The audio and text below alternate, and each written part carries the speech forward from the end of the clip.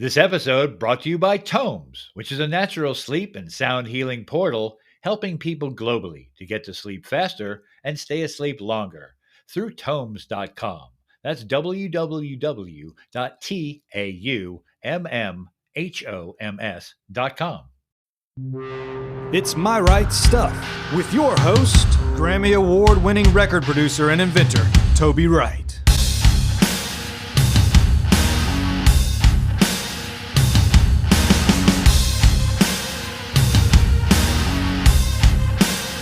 My Right Stuff is brought to you by TAUMMHOMS, a natural sleep and sound healing portal available globally at www.taummmhoms.com. That's www.TAUMMHOMS.com. I'm your announcer, Grinnin' Barrett. Here's Toby. Hey, I'm Lord Toby Wright, and this is My Right Stuff News.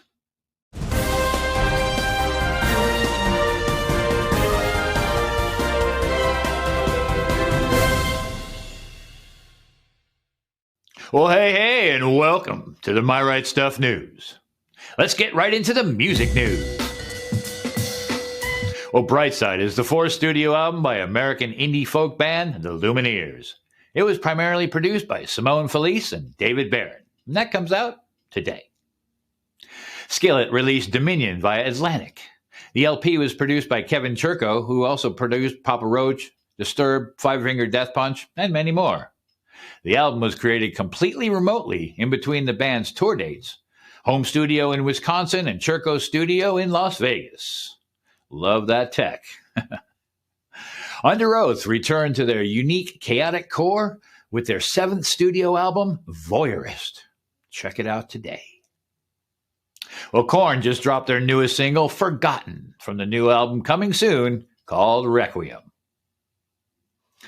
My Right Stuff News found a brand new company that you may be interested in. Supposedly launched from two alien life forms called Immersive Intelligent Audio. They specialize in creating original music that creates a multitude of emotional responses based on clients' needs. Well, please visit their media page for more info here at IIASoundworks.com. Let's go on over to film and TV news. Well, Scream is out today. 25 years after a streak of brutal murders shocked the quiet town of Woodsboro, California, a new killer dons the Ghostface mask and begins targeting a group of teenagers to resurrect secrets from the town's deadly past. Well, Shattered is released today. Chris is a lonely tech millionaire who develops a passionate relationship with a charming and sexy Skye.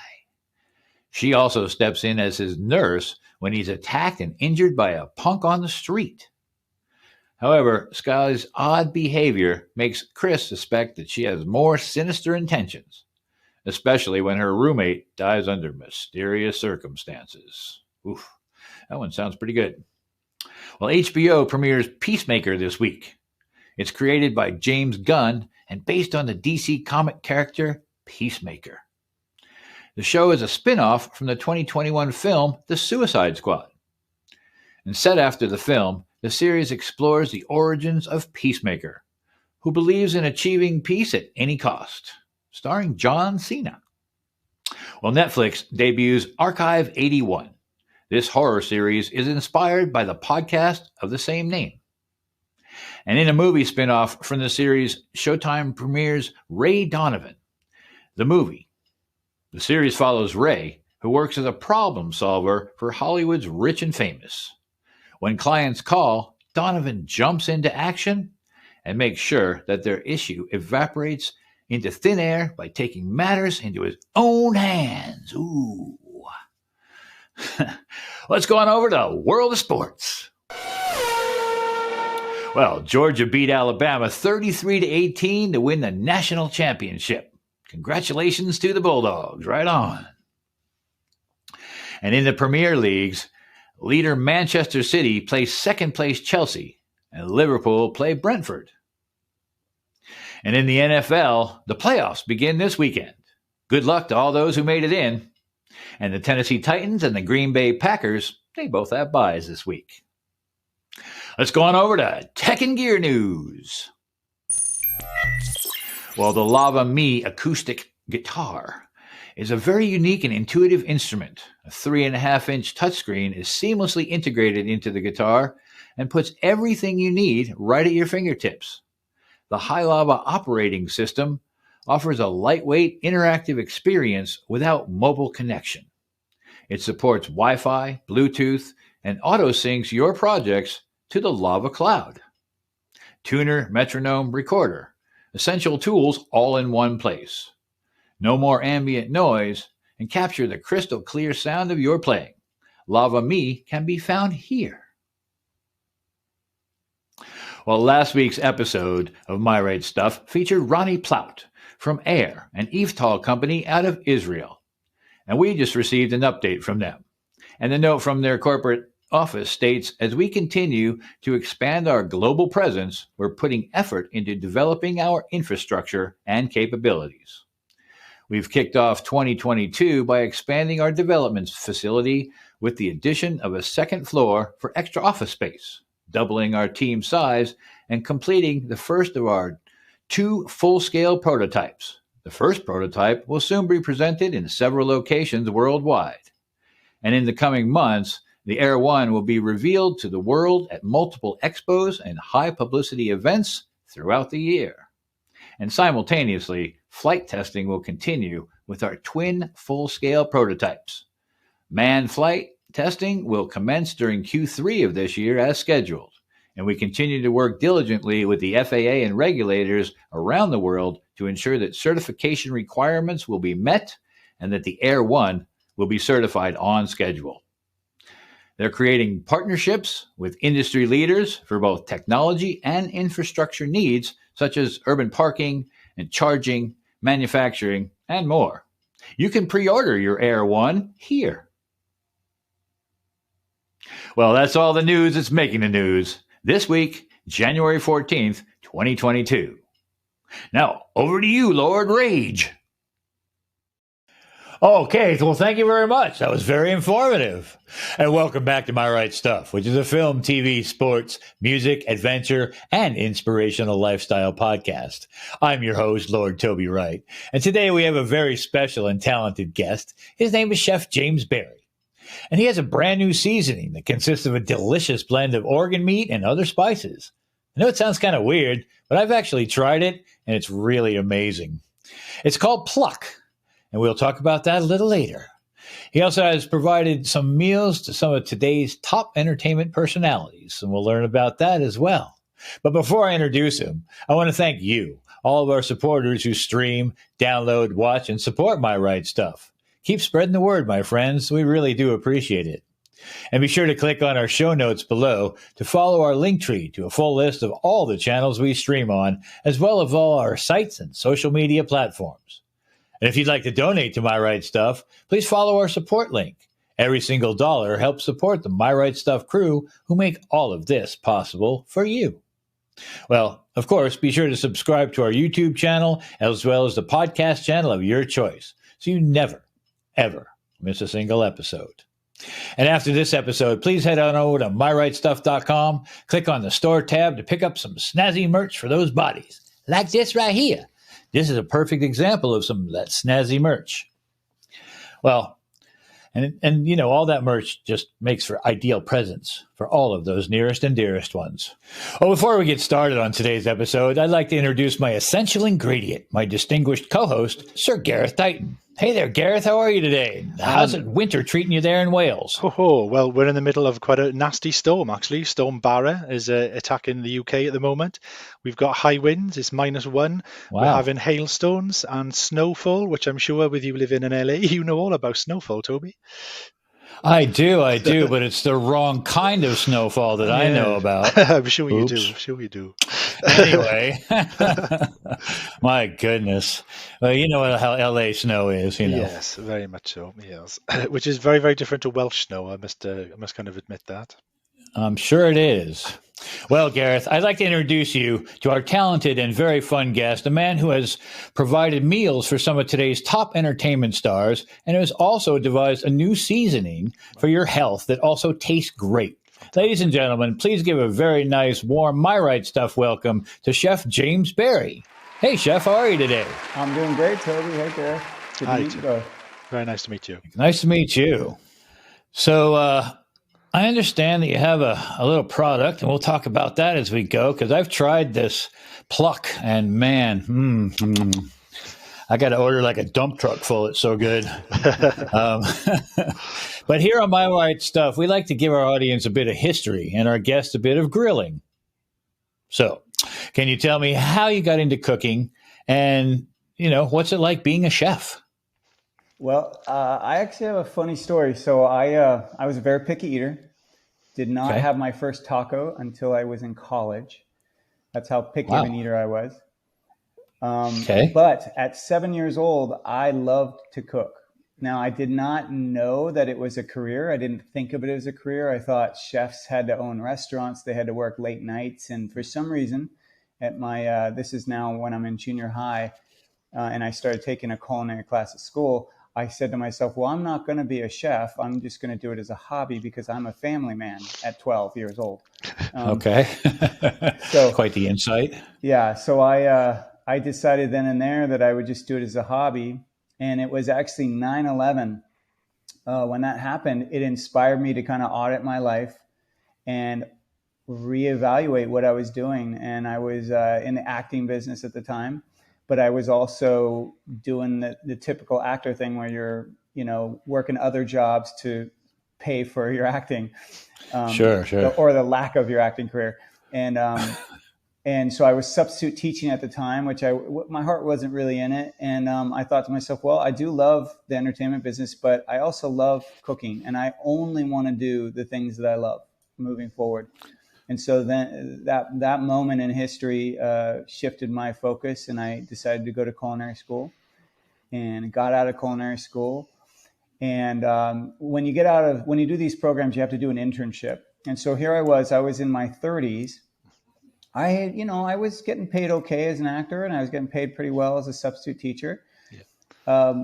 But after I interned, they offered me a job, and they wanted to pay me $9 an hour.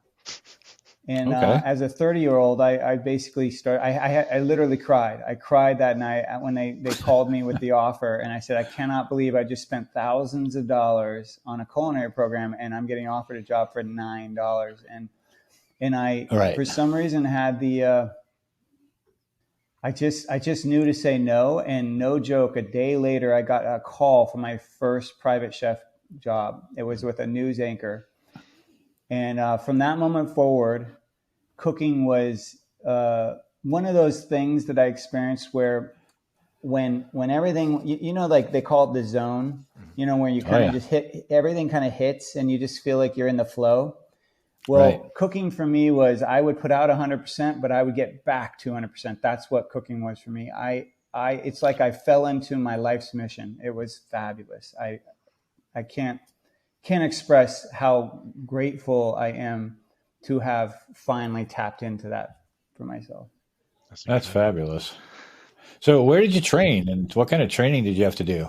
Well, so like I said, I was in my 30s when I made this decision, and I knew I did not want to own a restaurant. I knew I didn't want to, train to be a restaurant chef. I looked at health from a different perspective. I knew that, as humans, we love our comfort foods, but I also knew that most comfort foods are not healthy. So I was already trying to experiment on my own with how do I make comfort foods taste, more delicious and yet healthy. Yeah. Or I guess technically they already are delicious. So how do I make comfort foods healthy and delicious? Because at the time, when I was in culinary school, health was looked at as steamed vegetables and poached chicken breasts, or grilled chicken breasts. I mean, it was just, health was looked at as it has to be plain and simple. And so I really wanted to kind of throw that on its head, and I wanted to add flavor into that, and I wanted to mix it up. So when I chose a school, I chose one that specialized in that, in kind of that fusing health with cooking, that really put an emphasis on, we're not just cooking for flavor, but we're also looking at health. And it was a school called the Natural Gourmet in New York City. And it actually doesn't exist anymore now, or at least the program got folded in it got shut down because the owner died a few years ago, but it was a school that had been around since the 60s, and it was known for being a school of health-minded chefs coming out of it. So a lot of people that would be looking for private chefs would call the school looking for to provide jobs. And so I knew that, and that was what I wanted to do. I wanted to be a private chef entering the business. That's great. Is there like sort of any sort of type of cuisine that actually kind of interests you the most? Is there any kind of food from kind of any part of the world that really, you kind of have a kind of quite a bright shining light for? Well, when you go to culinary school, there's really, and I'm sure someone out there is going to disagree with me, but I really think that there's two kind of cuisines that are focused on in culinary school. Mm-hmm. It's really French is the dominant one. Yeah. And then you're getting more of this Asian influence as well. So those are the two that get focused on. And I would say that I leaned more towards the Asian fare, mostly because it was typically healthier, or at least it was lighter fare. French cooking uses a lot more fat, lot of things when I was first in school that I didn't know were as healthy as they are. Let's put it that way. So when I was first in school, I really was focusing on the Asian. But I would say, if anything, as I've progressed in my 16 plus years and really started to focus on kind of that traditional or that ancestral way of eating, the higher fat foods, the higher protein really do interest me. So I think, if anything, I'm kind of more skewed in the middle of the Asian and the French now. That's pretty cool. So how do you go about creating like new dishes? Oh, it's so fascinating. So the first cookbook I worked on was this book called Eat Naked. It's by my now wife, actually, but at the time we weren't married. Her name's Margaret Floyd. And, congratulations. Yeah, thank you. We actually fell in love making the book. That's how we met around that, and then we fell for each other. But it was such a fascinating process because it was my first time really working on a cookbook. And what she would do is she would kind of just tell me what she was thinking about. She would talk to me about what flavor and what texture, and I would continue to ask her more questions of detail. And I would just lay on the floor and listen to her and kind of try to soak it in. I really believe that for many people, or particularly for my process, that it's osmosis. A lot of it is like, I really, it's going to get a little spiritual, but I look at us as vessels. And I really do believe that there is something bigger than us that if we're listening, we will hear. And so a lot of times I'm just kind of trying to take my passion and my interest, but then also keep my ears pricked and my spirit open to something different or bigger than that. So it's kind of the two merge. And so she would talk about what she was looking for. I would listen, and then I would just kind of take it all in and almost like music, start to piece them all together. And it was so fascinating because there were a few times where she had no idea what the dish was, but then I would figure it out. So it was almost like a puzzle for me. Mm-hmm. And that's cool. And I've worked on a few cookbooks beyond that. And I worked on a follow-up cookbook to Eat Naked called the Naked Foods Cookbook that we were co-authors for. I did that one. And then I did most recently Dr. Alejandro Junger's Clean 7 book. And that one was really tough because he has the clean program has a very specific diet or food paradigm, but then we were adding Ayurvedic eating, which has the 3 doshas, and that, holy moly! I mean, talk about like chemistry and balancing the different doshas with the clean program's criteria. It was so challenging, but I love the challenge. I mean, I love trying to figure out, okay, how can you make? And I'm just going to give a simple example, but how can you make a pancake with that has to be gluten-free, but it has no almonds in it. Things like that. I love those kind of challenges. Yeah. Coconut flour. Yeah, you could do exactly. You start thinking about, and of course nowadays we have so many options. I mean, modern life is produced. I mean, we have plantain flour, we have coconut flour, we have basically every grain and every nut as a flour. I was going to say chickpea you have flour. Fiber, other fibers that are flours. It's just amazing. Cassava flour, starches that are flours, sweet potato flour. It's just, when in history has it ever been like this? Don't think any time, right? Yeah. Yeah. So, but you know what's interesting? You guys might find this fascinating. So this is a point in history where we have food options that are, I mean, beyond any other period in time. And yet, what do we also have that's probably more abundant than ever before in history, which is food allergies, sensitivities, pickiness. You know what I mean? Like they kind of almost go together. I think the more options you have, the more fussiness, pickiness, allergies, sensitivities you have, you know? Right. Agreed. Yeah, that's true. That's pretty cool though. That's very cool. Yeah. I absolutely love cooking with chilies. Do you have a favorite ingredient? Do you actually prefer to work with, or you enjoy working with? Well, I love making sauces and dressings. So I don't know if it's a specific ingredient necessarily, but I just love those products. And it kind of is funny because my wife's brand, as I mentioned, is that Eat Naked, and it's now Eat Naked Kitchen. Yeah. And when I first met her, she was like, "Oh yeah." I asked her, I said, "What's Eat Naked mean?" And she said, "Well, you know, plain. Everything's just plain." And I said, "What?"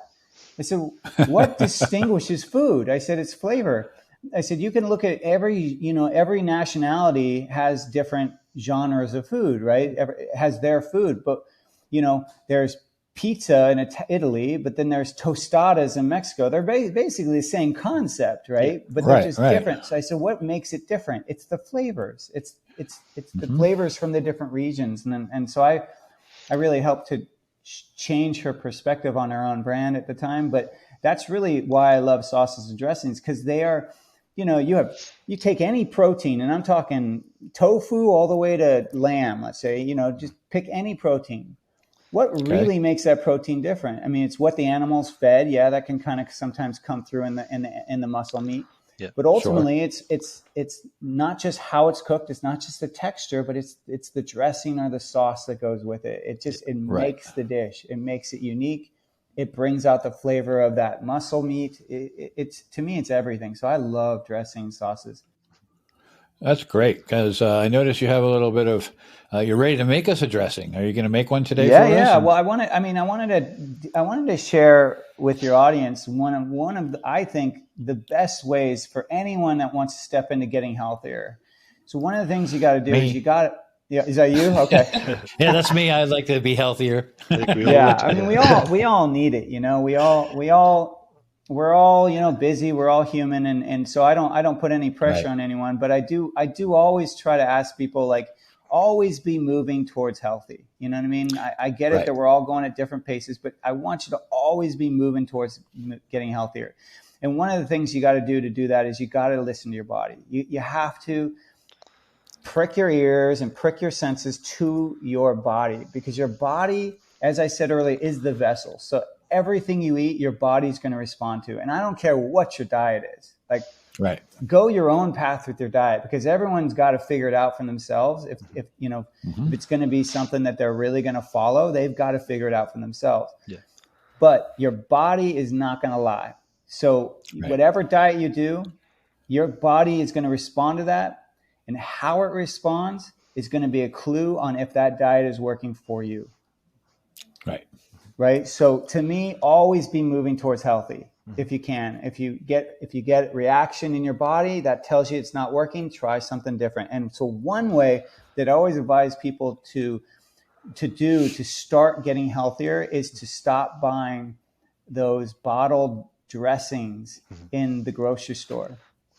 The majority of them, and when I say the majority of them, I'm talking like 98% of them. Like 98% of them are horrible. They've got really bad oils. They've got lots of sugar in them unnecessarily. You do not need sugar in a dressing.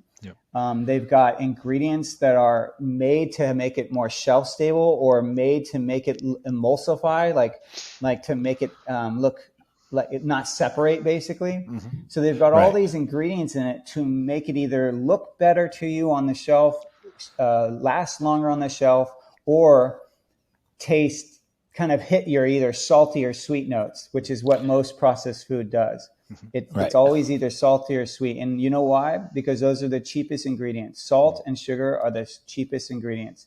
And so every grocery, every food manufacturer out there is trying to, lower their bottom line, make the most profit. Sure. And the way to do that is put salt and sugar in your product. Yuck. So what I want to do is just show your audience how to make their own, basically their own vinaigrette, their own dressing. I want to show you how to make it very easily. And basically, are we good to go right into it? Absolutely. All right, let's do it. So I want to check this out because I'm going to eat lunch after this. To make your own dressing, you really are following a ratio. And here I have a mason jar. It's just something simple that has a lid that I can seal, and then a container that I can then shake. That's how easy it's going to be. We're just going to shake our dressing. So you're following a ratio, and the ratio is 3-to-1 in the U.S. Sometimes in Europe you'll hear 5-to-1. Now the 5 or the 3 refers to the oil or the fat. And in this case, we're going to use olive oil, but you could use avocado oil. You could use macadamia nut oil, whatever oil you want to use. I'm not going to frown on whatever oil you want to use right now. This is not a class on which oil to use. I just want to get you off the store-bought stuff. So whatever oil you got, let's use that. But I do recommend extra virgin olive oil. Okay. Cold pressed. So when I Organic? say 3-to-1, I'm talking 3 parts oil and then 2 parts acid or vinegar. And in this case, I'm using a balsamic vinegar. And that's really it. 3 parts to 1 part. And what do I mean by parts? Well, that's whatever container you want to use. You could technically use the cap of the olive oil. And just do 3 parts oil, and then use the same cap for the vinegar, 1 part vinegar. In this case, we're going to use a tablespoon. I find that's the easiest. So what I'm going to do is I'm going to do 3 tablespoons of olive oil, and I'm just going to put those in that mason jar. Okay. And I really, experiment. This is the basic vinaigrette recipe. But you can experiment. Like today, I'm using balsamic vinegar. You can use lemon juice if you want. You could use lime juice. You could use champagne vinegar. You can mix it up, whatever you want. But now I'm going to do 1 part of balsamic. Notice I never changed out my spoon, right? I used the tablespoon. Right. Same thing. Okay. And then I'm going to close this up and shake. Okay. Now, you can get fancy. You can add some salt. You can add some pepper. You can add a little Dijon mustard. You could add even Pluck, the product that we'll talk about later. But you can add whatever you want at this point. Okay. But this is the basic vinaigrette. Wow, it's that easy. And now it's done. And you can see it's even, it's emulsified. It's thicker. It looks a little different. Yeah. Beautiful. And I promise you, it's going to taste great. Yep, it's perfect. It's just I haven't done anything else, and it's perfect. Right, so it's not spicy like the balsamic gets when you get too much acid in there, or any of that, right? It's perfect. And I just did that. As long as you have these ingredients in your house, which a lot of people do, they have something like this. Yeah, sure. And if you think about it, I just made that. How fast was that? 10 seconds, 15 seconds? I mean, it's not that fast. I mean, it's super fast, way faster than me getting in my car, going to the grocery store. And I promise you, you start just making your dressing, you will quickly feel different. You will feel healthier. This one move will change your health, and it will start you on a path to something different. And what I like to say is what Maya Angelou said, which is, you do good until you know better, and then once you know better, you do better, right? So this is your do it better. Mm-hmm. And once you know how to do this is going to, progress you into other things that hopefully will be healthier and help you feel better. Right, exactly. Because once you start going down that rabbit hole, man, I've been there. I'm still doing it, and I love this. This is great because it'll help me, get my food going better. So, James, in your opinion, what's the most nutrient-dense foods people should have every day? Well, so the most nutrient-dense food that I believe everyone should be eating is the one that everyone's not eating, which is organ meat. It's organ meat. I find animal organs. Gross. Yeah, a lot of people say gross. They're icky. Yeah. The taste. or I don't know how to cook those. I don't want to touch them, things like that. But they are Mother Nature's multivitamins. So if you look at, anyone can go search on the internet right now and look up most nutrient-dense foods. And inevitably what you're going to find is you're going to find a bunch of graphs or websites that list, 5 to 10 foods. And pretty much every one of them will usually mention kale. They'll mention blueberries. They'll mention salmon. They'll mention beef. Right. Any that I'm missing right now? Broccoli, maybe they'll mention. Spinach. Anything that you think is nutrient dense? Spinach. Yeah. So spinach is another one. So, and then they'll also list beef liver. Those are what they'll usually list. And so you'll see they're marking, what they'll be saying, we're checking these vitamins and minerals, and they'll have a list of the vitamins and minerals. And inevitably, every item will be missing something, or it will have a little bit more of this and a little bit less of that. Right. Beef liver checks off every mark, every single one. And it's not just like, it's a tiny bit better than spinach or beef or anything like that. It's like, no, it's 3 to 7 to 10 times better. I mean, you see the marks go just up incredibly. Wow. You'll see it says like, for carrots, it will say like 7 for vitamin A here, but in beef liver, it's like 107. You know what I mean? It just jumps incredibly. Yeah. Okay. And that is because they're just full of nutrients. These are organs in animals' bodies that are designed not to just filter out toxins. So a lot of people think they're filtering toxins and thus storing toxins. That's not what happens. The toxins get stored in the fat of the animal.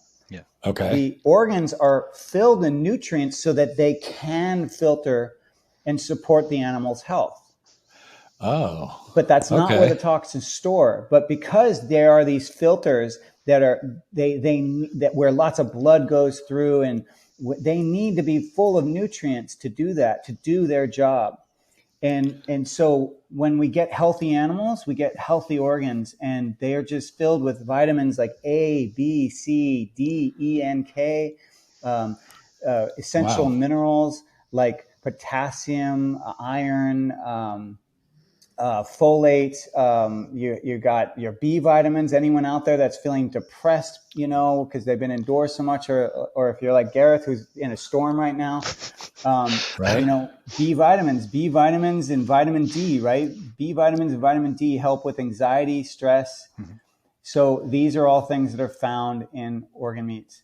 CoQ10, which is really helpful for the heart, that's found in the heart of an animal. Right.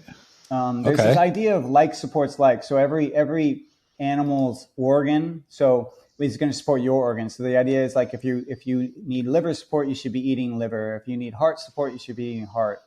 That every part of the animal is going to support the part in you. Okay. I've never heard that before. That's great. No, I've heard that before. So that's the emphasis I put on organ meats. But here's the problem: is like we already discussed. Not enough people are eating them. Now, some cultures, it's built into the culture. You have steak and kidney pie, right? So that has kidney in it. So you do have some cultures that have it built in. Menudo has some organ meat in it. That's in the Mexican culture. You have, of course, like blood sausage. You have lots of different nationalities that have foods that have some organ meats. But in the U.S., we're very nutrient deficient, yet we're not calorie deficient, right? We're an obese nation. We're an obese nation that is nutrient deficient. So that tells me that we're eating lots of food, but we're eating lots of nutrient deficient food. Yeah, that's wrong food. Right. So thank you, FDA. We appreciate that. Yeah, right. But my goal was how can I support people in getting this amazing superfood into their diet, but solve the issue of people don't know how to cook it or don't want to touch it. They associate it as tasting icky or bad. And some people have issues even getting access to them. So that was my goal. Right. How do I solve those three? And that's when I came up with the product you mentioned earlier, this is just a sticker, but Pluck, which I have until I use it because my thing is so low now.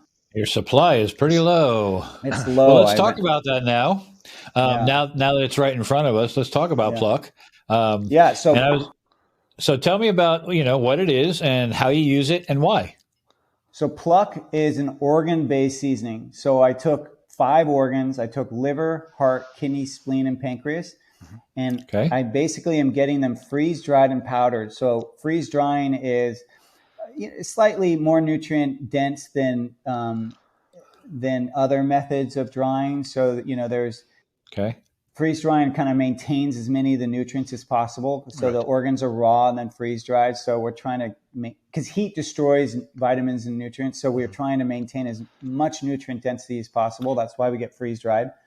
We're sourcing them from very responsible farms in New Zealand that don't use GMOs, that don't use hormones. Because like I said earlier, the health of the animal is going to be, equal your health. It's very important that you get healthy organs.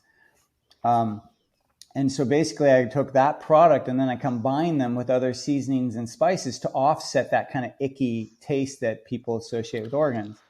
And what you get is Pluck. So it's an all-purpose seasoning. You guys have tried it. I mean, you can put it on anything and you're getting the nutrients of organs without the taste of organs. Right. Okay. So I've been just sprinkling it on salads and, some chicken and whatnot as a flavor enhancer, basically. And so how much should I use a day? Like if I eat 2 meals?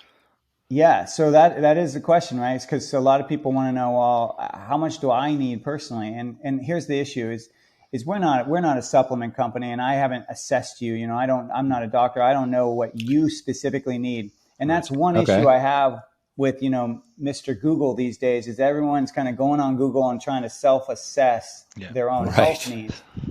But the problem with that is the amount of iron you need is going to be different than what Gareth needs, which is going to be different from what I need. So if we all go buy, some iron supplements, like let's say some liver capsules, which are high in iron, are we now getting too much iron? And so my goal with Pluck was to put enough organ meat in it where you're now getting nutrients that you previously were not, but it's micro dosing. So that way anyone can use it. So I'm not worried. I'm never going to push you into any kind of danger zone or hazard zone because I'm giving you too much iron or anything like that. Interesting. And so I look at it as it's micro dosing, frequent use. So my opinion is that you use it on everything. Like I would use it on literally every meal and get that micro dosing, frequent use. And anyone out there that's like, oh, well, how much is micro dosing really? How much am I really getting? How much is that really affecting my health? Well, here's my argument for you. Glyphosate. When glyphosate came out, Monsanto said it's only micro amounts. It's not going to affect you. It's not going to affect nature. And where are we at now? We cannot get it. It's in everything. It's in everything. Glyphosate is horrible for people's health. It's found in breast milk. It's found in animals. It's found in humans. It's in the air. It's in the soil. We can't get rid of it. Microdosing works. And glyphosate is a horrible thing that happened, but it's a perfect example of how microdosing, can affect you positively or negatively. Right. I get it.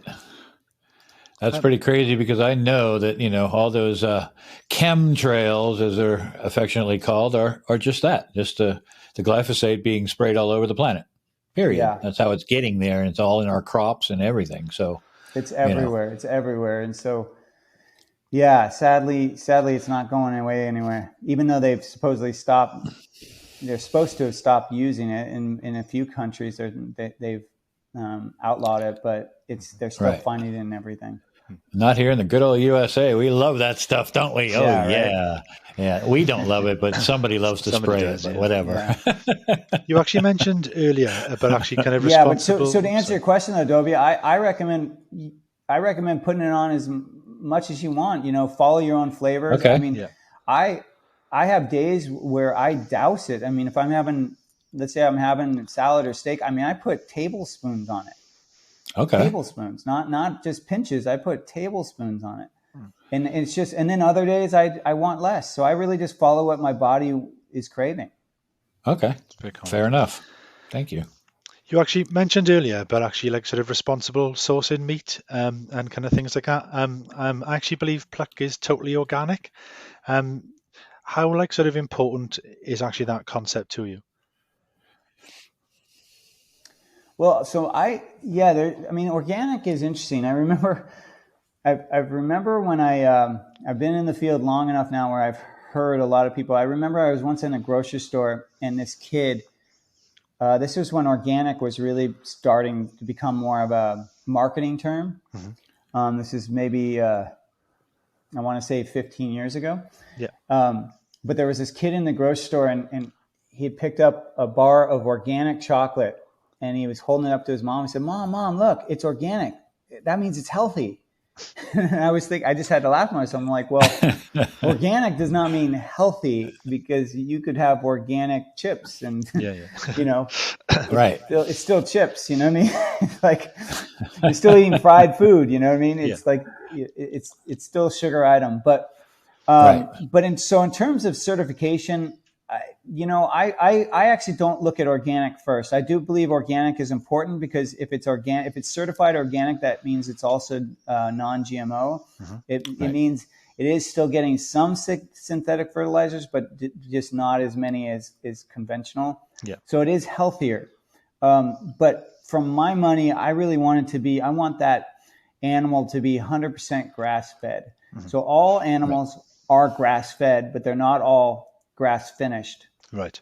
And so if you see sometimes the meat says grass fed, if it doesn't say grass finished or 100%, then that could just be them tricking you marketing wise because like I said, every animal is grass fed initially, every animal, every cow, I should say.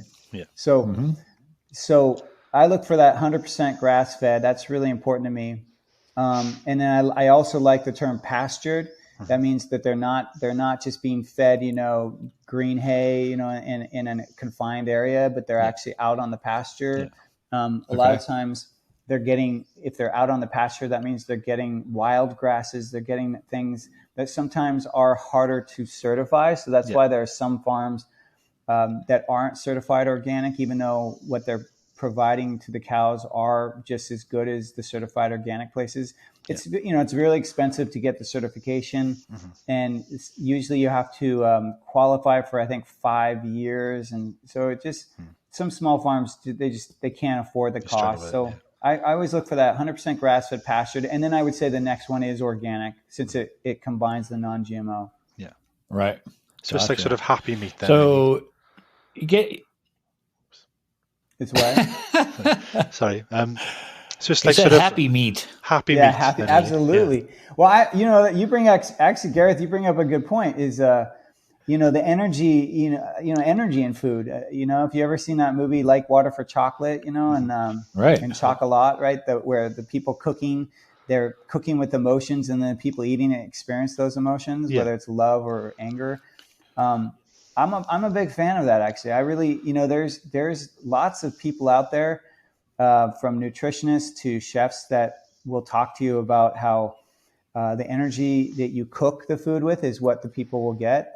There's others that will talk about the energy that you're in before you eat it. So meaning that if you're in a stress state and you start eating the thing, or let's just say you're eating something, this happens a lot, is people are they tell themselves, I can't eat, I'm not supposed to eat this ice cream. Yeah. And so they start eating it and they're just filled with this dread, and this anger or the sadness, whatever it is, disappointment, and they're kind of emotionally tight.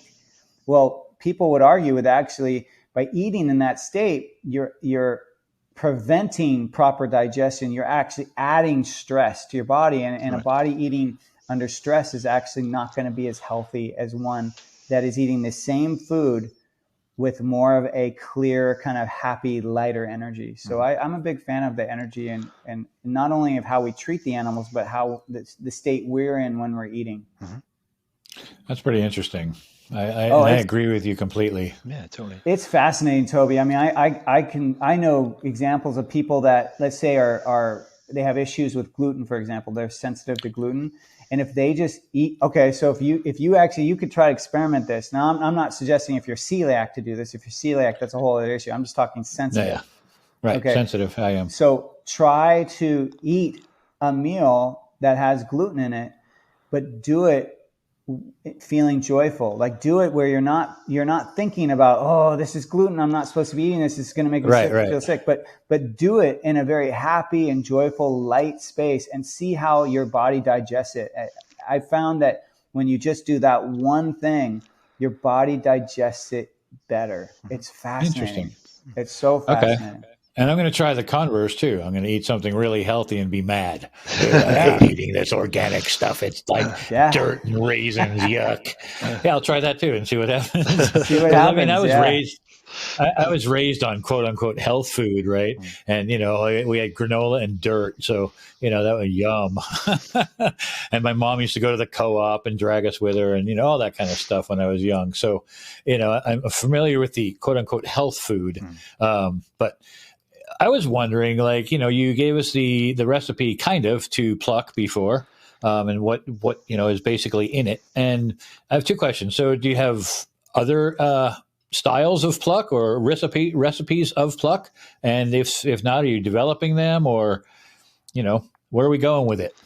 Yeah, that's a great question. I'm so glad you asked that. So our site, Eat Pluck, EATPLUCK, eatpluck.com, has a bunch of recipes on there, and definitely recommend anyone just curious, what can I use Pluck with? Or we even have organ meat recipes. So like, hey, how do I do a pate? How do I use cow tongue? Right. You know, we have recipes on there. So definitely recommend checking that out. But coming in the new year, we're actually going to be coming out with, we're going to have 4 SKUs. So we're adding 3 new products. And we have our current product, which is Pluck All-Purpose. Then we're going to have a spicy version of that. Nice. And then we're going to have what's called an AIP version. It's called Zesty Garlic. And it basically has no seeds and no nightshades. So that's for those autoimmune protocol people. But in general, everyone can use it. It's more herby. It's got some cabbage and carrot powders in it. It's really nice. It's kind of got a medley of vegetables and herbs in it. Yum. And then the fourth one is for those people that are like, hey, I don't care what it tastes like. I just want that 100% organ meat nutrition. And so it's going to be 100% organ blend. So there's no spices and herbs in it. It's just the organs. And it does not taste good. You're going to appreciate Pluck. But if you add it to something that already has flavor, you know, if you add it to, let's say, your burgers, or if you add it to a curry, or if you add it to a chocolate smoothie, you're going to then get organ nutrients that take on the flavor of whatever you're adding it to. So it's going to be a real boon for those people that want that nutrition, and are already, you know, opening capsules or taking capsules. So this will be cheaper than capsules, and you don't have to, it's just easier. You know, just take a spoon and spoon in as much as you need or want. Excellent. I know. All right. I actually have that little, no, go ahead. Sorry. I was basically actually going to ask James that kind of, obviously I actually live in the UK, and we actually have listeners who actually, well, and viewers that kind of live kind of all over the world. Can actually we get Pluck as well, or is it like sort of just an American product for the time being? Well, it's manufactured in the U.S., but we can absolutely ship it to most other countries. I think Australia and New Zealand are restricted right now, but that's more because of their own doing. That's because the USPS won't ship to them. And it's one of those things where other carriers are shipping in them, but it's just too expensive. You know, we can't have the shipping be, you know, $100 for a $15 product. Yeah, you know totally. what I mean? Yeah. It defeats the purpose, really. But in most cases, though, in most cases, when we ship to, let's say, to the UK, shipping can be around $20 or less, so that is high. But if you get a 3-pack, then it offsets it. Or I recommend you just waiting for. We always have some kind of sale going on. Just wait for a sale and you know, save 15-20% or something on the products. So then that way it offsets the shipping. But we're absolutely available to anyone in the UK and Europe and Canada. Fabulous. Awesome. Yeah. And it's just, you know, we're talking about, you know, I mentioned organ meat. So I'd love to share with your audience, like, here's the thing. I'm not just here trying to peddle Pluck. I mean, of course, I hope you purchase Pluck, but I'm really trying to push. I want you to eat your organ meats. So I'd love to share with your audience some tips on how to do that.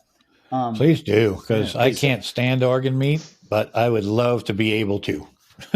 Yeah. So here's some really simple and I think make it a lot easier to eat organ meats. So first of all, you have Pluck. So Pluck is the gateway. That's the gateway to organ meats. It's so easy. You don't have to cook. You just sprinkle it on anything, even your to-go food. And now you're getting nutrients of organs that you previously were not. So that's the entry point. Okay. But then when you're ready to actually like do some more, or actually get the organs in your diet, what I recommend is you purchase some beef liver. And usually when you purchase the beef liver, it comes frozen, and they're pretty big, but sometimes you can get smaller pieces. It just depends. But they usually come frozen. Keep it frozen, okay? And then what you do is you just kind of grate it. So let's say you're having some ground meat. Doesn't matter what kind. It could be lamb, could be turkey, could be beef. Doesn't matter. Okay. Grate that liver. Just use a box grater. Grate it into that ground meat. And at first, start with just a few tablespoons and then get on up, beyond that. But what I recommend is you never go beyond about 20%. Okay, so that 25%, don't go beyond that. So if you have a pound of meat, you're going up to about a fourth of a cup.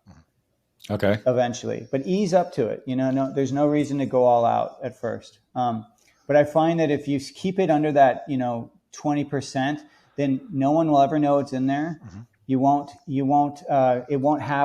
won't change the texture. It won't have that liver or mineral kind of taste to it. Yeah. So it's just a really easy way to start getting those organs. And what you're solving by grating it is you're not having to deal with defrosting this huge liver and then knowing, well, what do I do with it, right? Because that's one of the issues that comes with organ meats is they're big and people just don't know what to do with them. Mm-hmm. But then this way you leave it frozen, you grate it, and it lasts forever in the freezer. I mean, it lasts for, a few years. So as long as it's sealed well, you know what I mean? Yeah. But so you can just add it every time you make burgers, anytime you make a meatloaf, whatever, just add it to the spaghetti sauce, whatever you want to do. Just grate it in. It kind of just melts right in. So that would be stage 2. Now you're getting organ meats into your diet, and you're like, okay, I'm feeling a little bit more ready for a new challenge. I would then start with heart or tongue. The tongue and the heart are very much like muscle meat. They cook really easily, really well. They take on the flavor of whatever you're cooking with, but the texture is very much like muscle meat. So it's not as much of a hurdle around the texture or the taste. And so for tongue, in the Mexican culture, you have like lengua, which is tongue. You'll see that at a lot of restaurants, a lot of taco places, they'll have lengua. And really, you just braise it. You braise it like any other meat, and it could be overwhelming. I'll warn people right now. It's got this shape. It's about this big. It's really large. You can have lots of fun photo ops with it. Sure. But it's got this sheath around it. This layer around it that when you cook it peels right off. You just kind of slightly slice it and just comes right out of it. Think of it almost like a pea pod. It's like that. It just comes right out of there. And underneath that sheath is the actual tongue muscle. And it just shreds just like carnitas. It's just a beautiful meat. It's so good, so tasty. And it comes out wonderful. So highly recommend that being your next thing. We have on our website, we have a heart jerky, really tasty, easy way to get heart. And you just turn it into jerky. You dehydrate it. Really, really good. But heart is another one, it just cooks so easily. And if you want to go even kind of simpler with heart, get chicken hearts. Mm-hmm. Chicken hearts are tiny and they're more mild than beef heart. So the chicken hearts, you probably end up getting, a little container of them, who knows, maybe like 16 of them or less, 12 of them. And what you do is just chop them up really small. So you can't see, they're not in the shape of little hearts. You don't see them. You just chop it up really small and then add it to your sauce, and you'll see no one will know it's heart. Nobody will know. It's just cook it into that spaghetti sauce, and it's just so good. people will think it's mushrooms, or they'll think, did you chop up a bunch of mushrooms in it? Like, because that's the texture of what they'll think it is. Okay. But flavor wise, it's just so delicious, so good for you. And then from there, you can go, expand your horizons, and now start actually blending instead of grating the liver, blend it in, and you can do more things. I know some people cut off pieces of the liver and they put it in their ice cube trays, and then they eat it raw. They just try to swallow it, when it's frozen, and so that way they don't taste it. Right. But those are kind of the things I would do to ease into it. But my hope is that you don't avoid organ meat, that we make it as easy as possible for you to at least get it into your diet. And you'll find, people's energy increases, you get better sleep, your mood gets better, and a testimony of that is, have you guys ever tried just dipping your finger in some sea salt? Sure. So you notice, like, your body, you taste it and you're like, oh, this is good. And you keep doing it. And then suddenly your body says, oh, I'm done. Right. Suddenly the salt starts to taste different. Yeah. Yep.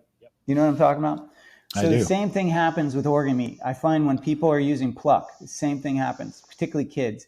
They stick their finger in there and they taste and they're, oh, this is good. And they don't want to stop. And I think it's because our bodies are so hungry for these nutrients. They're so hungry for it that they know what they need. And I think that's what you'll find as you start incorporating organ meats into your diet and get past the kind of, oh, it's icky, or I don't want to touch it, but do these steps that kind of remove those blocks. You'll find your body almost thanks you for it. Like, your body is going to kind of, the visual I have for it is your body kind of curls around it. It's just so nurturing that your body, you're tapping a part of your DNA and a part of your Paleolithic, desires that your body hasn't been getting. Right. That's pretty interesting. Let's go back to the tongue for a second, because I have a couple of questions. Like, I'm interested to try this, right? I've seen them, all over the place in butcher shops and Costco and whatever. And, you're right. They're huge.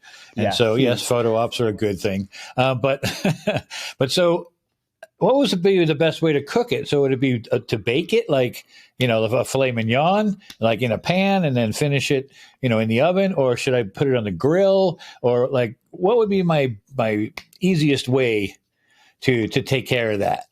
So basically, you can do it two ways. You want to either boil it first to get, remove that sheath.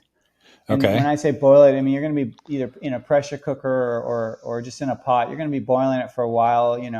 Think of like a potato. When you're boiling a potato, it's ready because you try to stick that fork in there, and it's just the fork goes all the way through, and then you're like, oh, okay, the potato is ready. It's the same thing with the tongue. You'll know it's ready because you'll start to see that outer sheath kind of crumbling, or not crumbling, but like kind of like withering away, and you'll see that it's almost like paper. It's starting to want to come off.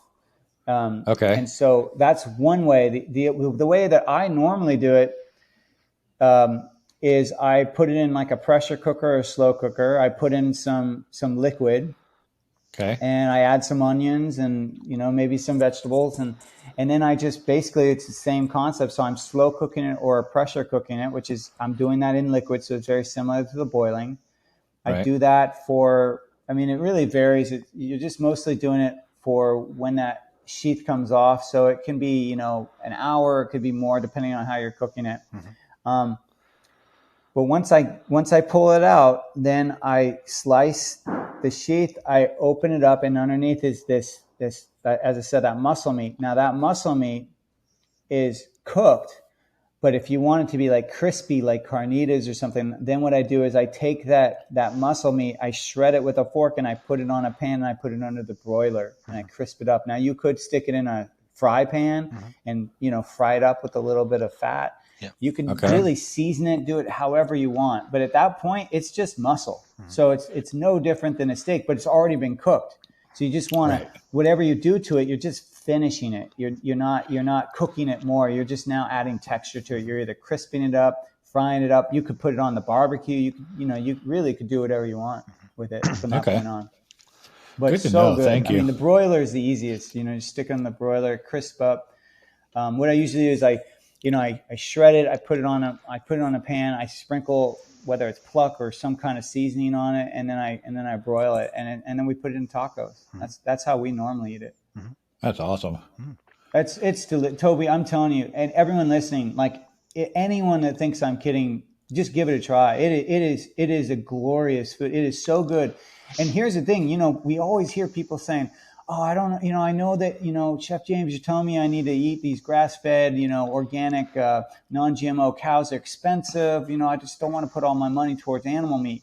I hear you. Well, guess what? Tongue is not expensive. These organs are cheaper than the other muscles. Guess what? Start incorporating tongue and start incorporating these parts of the animals that aren't as expensive. And now what's your complaint? You know what I mean? Like what's your complaint? Because tongue is cheap. You just have to get access to it. And a lot of people, you mentioned you see it at the butcher shops. If you don't see it at the butcher shops, what you want to do is go to your local farmer's market and ask the farmer, ask them, whoever's selling meat, say, hey, can I get the tongue from you? And they'll do it. They got lots of tongues, more than they need. And so they'll bring it for you, whatever. They'll get it for you. But highly recommend it. Okay, shall do. Thank you. Awesome. Oh, once you have it as a taco, particularly, you're not gonna. You won't order the same again. Like next time you go to a Mexican restaurant and you see lengua and you're like, ugh. Instead of doing that, you'll be like, I'll have 2 of those, please. Can't wait. Yeah. We'll actually be sharing tongue recipes now before you know it, Toby. I know, right? Hopefully your whole audience, we're going to start seeing lots of, social media pictures with people holding tongues, like Gene Simmons or something from Kiss. Tongues, these huge cow tongues coming out of their mouth. We might even start something, a new revolution. The My Right stuff, Instagram, let's blow it up with cow tongues. Absolutely. Well, just wait. We are a bunch of jokers over here, so we're going to do something. I can guarantee it. So you mentioned earlier about kids, right? And so if families are new to eating more nutrient dense foods, how can the parents introduce the nutrient dense foods to their kids in a fun and tasty way? Because kids like me, I was like, liver, ew, mom, get that stuff away from me. That's disgusting. It's a filter. I didn't know exactly what you explained earlier, that I always thought that the toxins get caught in the liver. And then they stay there. And so my mom was eating it like it was going out of style. I was like, you're disgusting. Ugh. But now I understand more, and I understand that, it's better for me than I originally intended. So how would I get my kids to eat it? Yeah, that is the challenge, right? I mean, as I mentioned, I was a picky eater. I didn't try most foods growing up. But nowadays we're lucky. We have things like Pluck. I mean, I don't mean to just be, promoting my product, but it really is. I mean, it just, that's why I created it. I mean, I have kids myself, and it's like an easy way to get nutrients into their diets that they wouldn't be getting otherwise. And I mean, I know mothers who have told me, they said, yeah, I love eating organ meats. I make pâtés all the time, but no one in my family will eat them. I'm the only one that eats them. And then they said, but then I put Pluck on the popcorn that I serve my kids, or I put it on their eggs in the morning, or I put it on their rice, or I put it on, I put it in their meals. And they said they eat it up. They love it. They love it. But you can't get them to eat pâté. And I hear you. Not. So, right. So Pluck really is, it's truly the gateway. It's just so easy. I have not met a kid yet that doesn't like it. But the other things I would do is those other suggestions I had. Like let's say if you're making hamburgers, you just grate it in or food process it into the hamburger meat, and just make sure it's really fine. Like make sure it's grated, that it's not clumps, big chunks. But if it's grated in and it's small pieces, and you don't do too much, you just keep it the percentage, like I said, that 10, 15, 20%. No kid will know. They will not even know it's in the burger. They won't know, so and put it in your spaghetti sauce, they won't know, just hide it in something that's very flavorful. Okay. And just keep the percentage, down enough where it doesn't affect texture. Kids, we have to remember kids and adults, but kids are very texture oriented and then flavor oriented. But those two things, just make sure that it does not affect the texture and that it doesn't affect the flavor, or if anything, it just makes it taste better. Like in the case of Pluck actually does make the food taste better. Mm-hmm. So that's a win-win. But if you're grating the organ meat in there, just keep it at that percentage so it doesn't affect the texture and it doesn't affect the taste. Mm-hmm. And I would definitely start there. Start with either one of those two.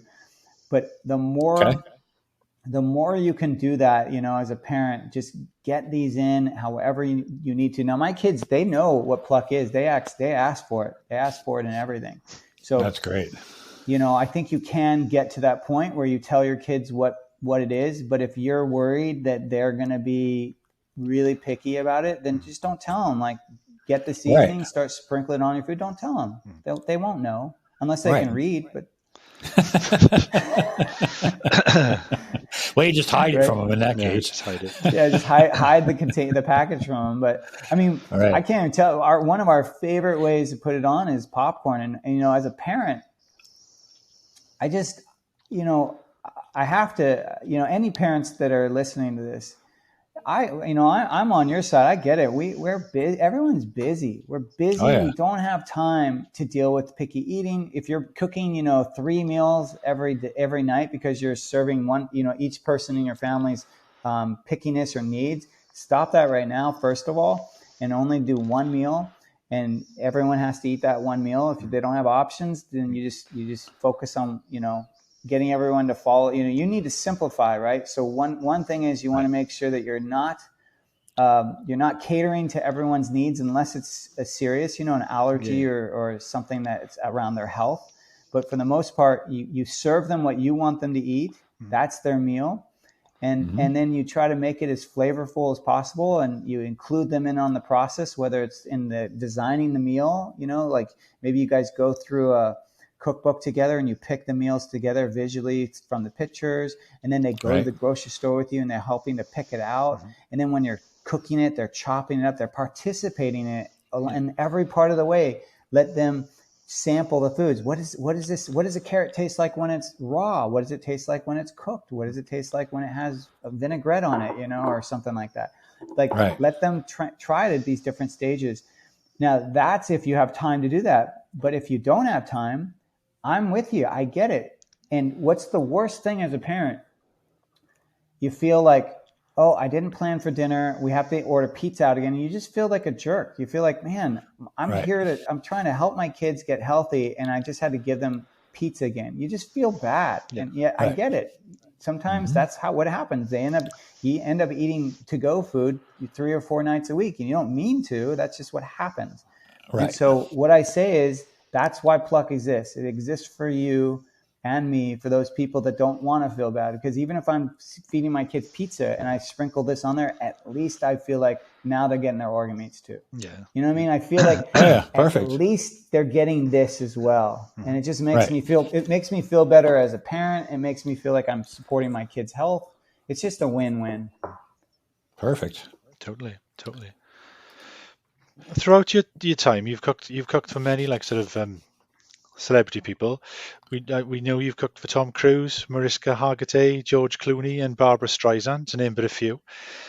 Firstly, what was that like? And do you have any funny stories that you'd like to share with us? And we actually would say, because you're amongst friends, you actually don't have to name any names.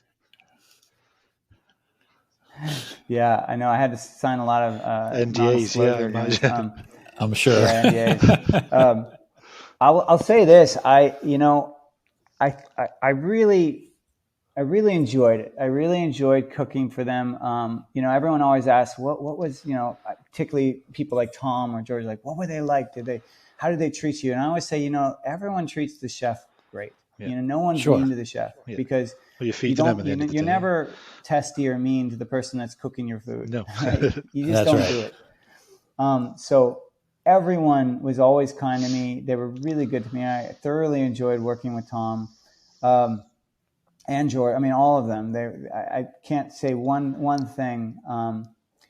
I would say that a fun story, and you guys will understand this since I shared that I used to be in the entertainment business. So, I used to want to be an actor and all that. And so coming up, I used to study movies and scripts, and I used to, really be involved in that world.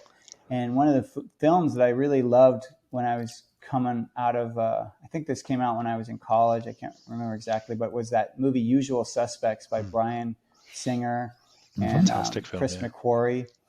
And I was working with Tom when he was shooting Valkyrie, which Bryan Singer and Chris McQuarrie were working on. Right. And we were in Germany, and I had cooked for Tom at this point for over a month, and we had never met. I was cooking for the meals, and they'd pick up the food and then deliver to him. So he was eating my food, but had never met me. And at this one point, they had this huge meeting just with Bryan Singer, Chris, with Tom and Paula Wagner, just with the people that were the producers, the key people. And I cooked for them all day.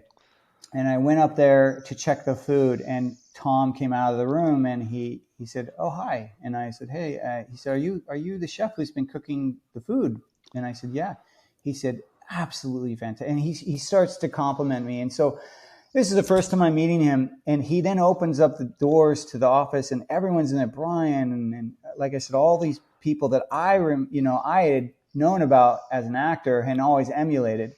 And they all stood up and they clapped and they were showering me with praise as a chef. I mean, I nearly fainted and, started crying just because I was so touched. I was so touched to be on that side, to be meeting these wonderful people, but also to be on that side of their praise, receiving what I had been giving them all those years, secretly, watching their movies, all the praise I gave them. And here they were praising me for what I was doing. It was a real moment in my life. And it really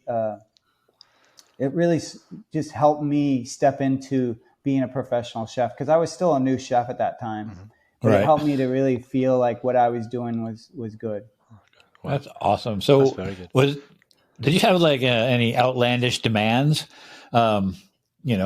Well, actually, what is the most outlandish demand you've ever had at work, whether it be for one of the celebs or in a restaurant or in your cooking experience, professional cooking experience, period? Well, I don't know how outlandish it is. I'm trying to think if I don't know how outlandish the cooking was, but I did once cater this wedding where I had to do 20 quiches, and it was a real it was a real really crazy, because I was cooking them out of my kitchen in my apartment, when I was living in LA, and so to make 20 quiches for a wedding, that was pretty out there. Actually, this is reminding me of a really funny story. So I also then made these cupcakes for a friend's wedding, and and I mean, when I say cupcakes, I think I made 150, 200 cupcakes. I mean, it was a lot of cupcakes. Yeah. Wow. And I was very new to this kind of stuff, and I had never catered like that. I wasn't a caterer. I was just helping out a friend's wedding.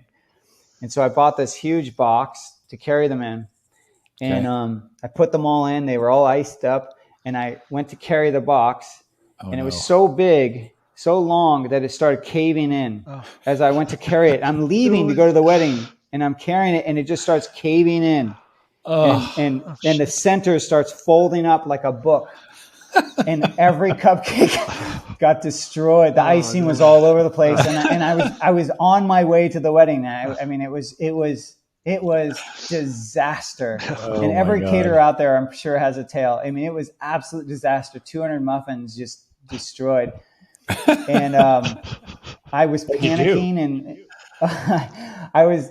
Yeah, after I got over the panic, I quickly just wiped them all down, and I took all the icing from the box. I got it all, and I just repiped them, and I tried to make them as pretty as possible. I think I covered them with cocoa, so to cover up because whenever you put icing or fat on a cupcake, it kind of gets that glossy look. Yeah. And so I wanted to clean them up a bit, so I think I powdered it with cocoa all over, so it all had this different look. It was horrible, but you know what? Nobody knew. I That's made it fabulous. Work. You got away with that. I made it work, and it was a very stressful moment.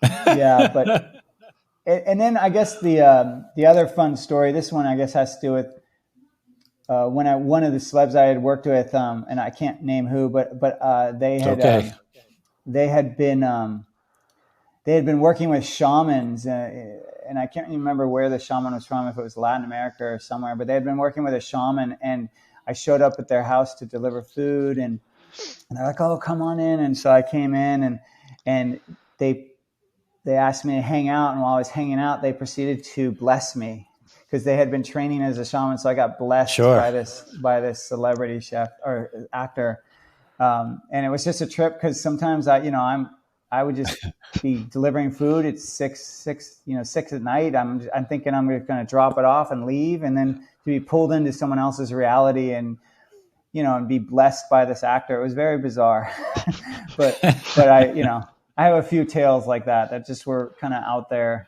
kind of outlandish, but fun. No harm. There was no no one was ever, like I said, no one was ever mean, or nothing was weird in that way. It was all good natured. But that's just bizarre. Wonderful. Oh yeah, I'm sure there's lots of those going on out there. Yeah, very much. So. Yeah, very much. And here on My Right Stuff, I like to do a little weird game we play sometimes. And outside of being a talented chef, do you have any other talents that people wouldn't really know about? So like a hidden talent type thing. So this is it's not, I guess it's not a hidden talent. I mean, well, I like to sing, but I don't sing professionally.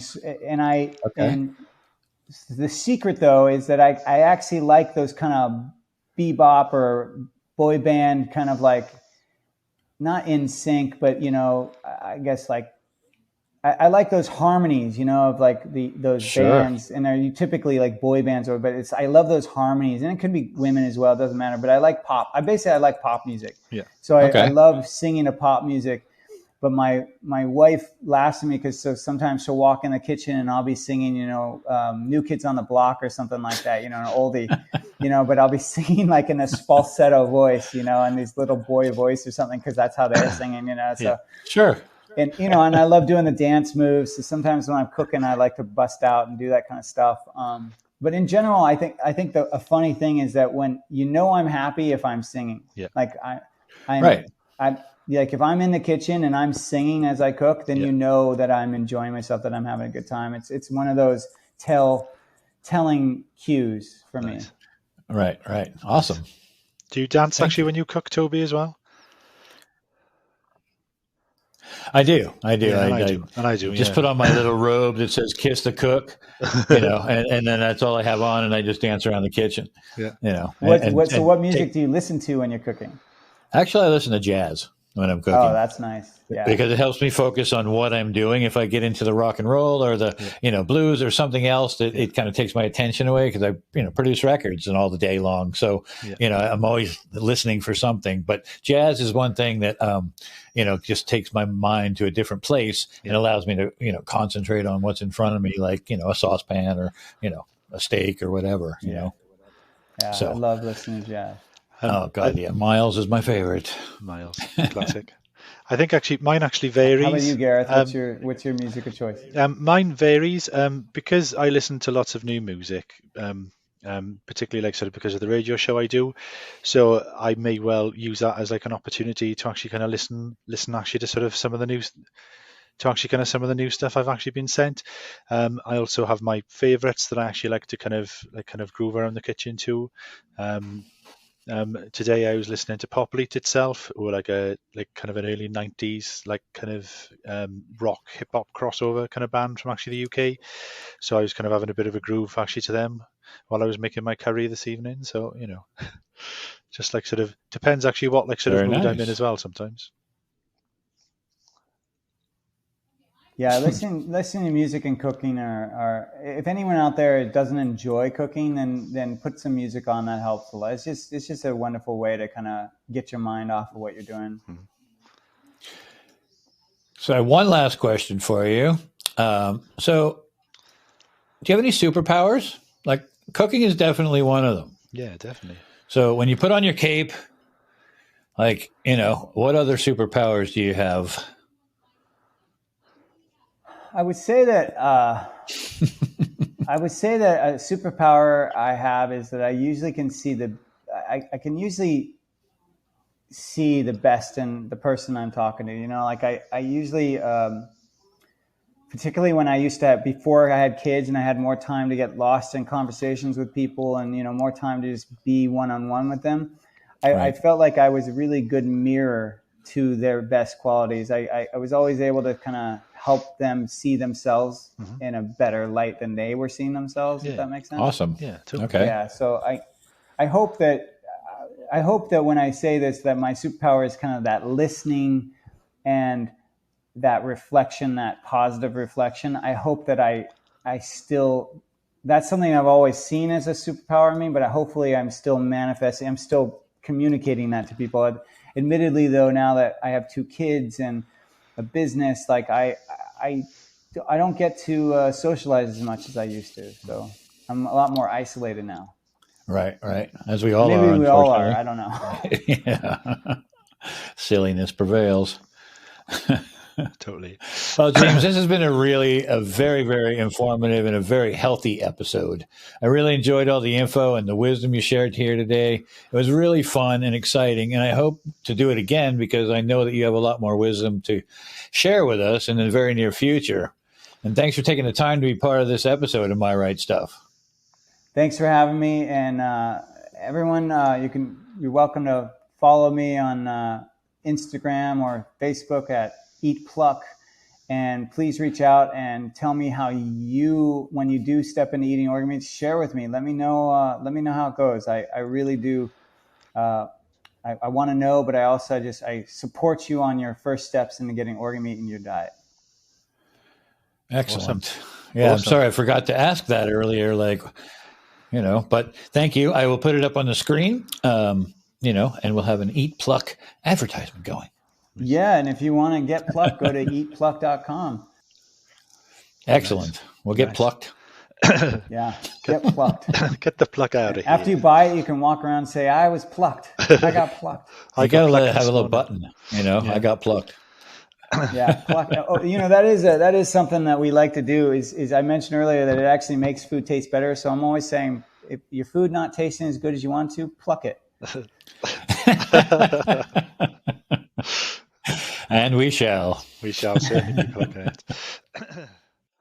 Well, thank you guys. Well, actually, thank you, James. It's been really informative. It's been a great deal of fun as well. I've actually really enjoyed your stories.